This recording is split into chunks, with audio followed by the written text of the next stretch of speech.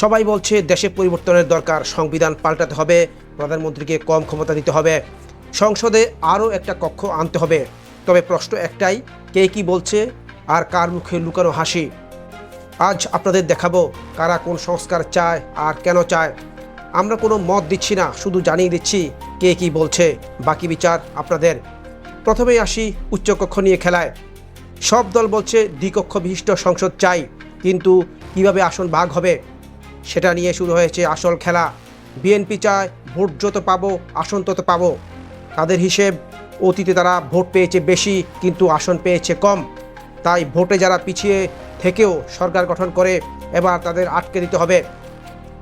জামায়াত এবং ইসলামী আন্দোলনও চায় অনুপাত ভিত্তিক আসন, কারণ তাদের জনপ্রিয়তা থাকলেও তারা আসন পায় না, অর্থাৎ লড়াইটা ভোট বনাম আসন।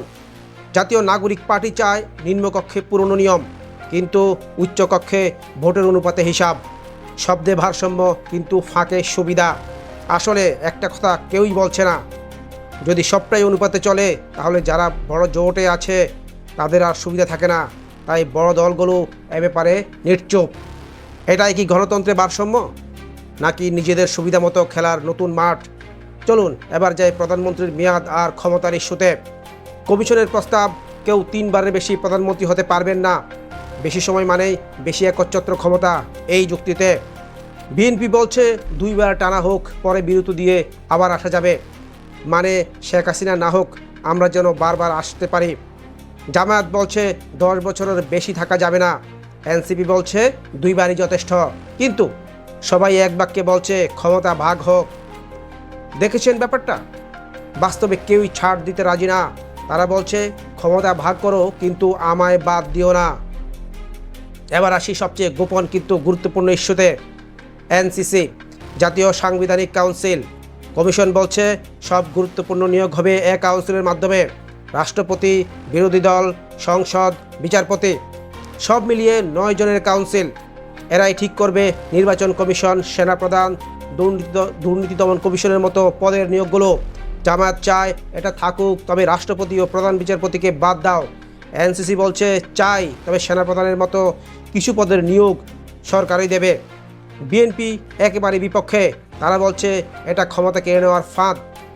নির্বাচনকালীন সময়ে কাউন্সিল থাকলে কারো হাতে রাষ্ট্র চলে যেতে পারে। এখানে খেলাটা হলো স্বচ্ছতা চাই, কিন্তু নিয়ন্ত্রণ হারাতে চায় না।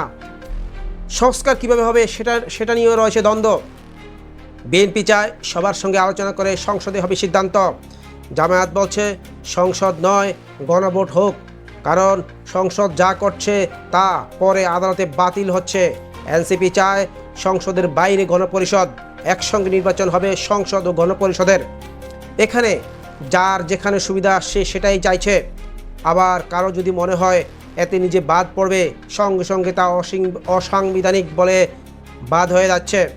বিচার বিভাগের স্বাধীনতা নিয়ে সবাই মুখে একমত, তবে কে প্রধান বিচারপতি হবেন সেখানে আবারও পুরনো কাহিনী। বিএনপি চায় জ্যেষ্ঠ বিচারপতির মধ্য থেকে বেছে নিতে হবে। জামায়াত ও এনসিপি বলছে সরাসরি সবচেয়ে জ্যেষ্ঠই হবেন, কিন্তু একসময় যারা জ্যেষ্ঠতা লঙ্ঘন করে বিচারপতি বানিয়েছে তারা এখন নিয়মের গলা ফাটাচ্ছে। শেষে একটা স্পর্শকাতর বিষয়, আন্তর্জাতিক অপরাধ ট্রাইব্যুনাল নিয়ে। কমিশন বলছে কারো বিরুদ্ধে অভিযোগপত্র গৃহীত হলে তিনি নির্বাচন করতে পারবেন না। বিএনপি একমত নয়, কারণ শেখ হাসিনা সহ অনেক আওয়ামী নেতা এখন অভিযুক্ত। জামায়াত একমত, কারণ তারাও তেমন কিছু থেকে বাঁচতে চায়। শেষ কথায় সবাই বলে সংস্কারের দরকার, কিন্তু যখন প্রশ্ন আসে ক্ষমতা ছাড়ার তখন সবাই পিছিয়ে যায়। কেউ বলছে জনগণের রায় মানি, আবার সেই জনগণকেই ভয় পায়। কেউ চায় গঠনমূলক পরিবর্তন, কিন্তু শুধু তখনই যখন সেটা তাকে শক্তিশালী করে। এই হলো সত্যি, মুখে সংস্কার আর ভেতরে শকুনের ফাঁদ। আমরা কিছু বলিনি, শুধু বলেছি কারা কি বলেছে। আপনি কি ভাবেন, কে আসলে গণতন্ত্র চায় আর কে চাইছে তার মুখোশ ঠিকঠাক থাকুক? কমেন্টে জানান। ফলো বা সাবস্ক্রাইব করুন আমাদের পেজ বা চ্যানেল। এই ভিডিও যদি চোখ খুলে দেয় তাহলে শেয়ার করুন, কমেন্টে জানাতে ভুলবেন না। আর মনে রাখবেন, এমন চোখ বন্ধ রাখার সময় এখন নয়। ধন্যবাদ।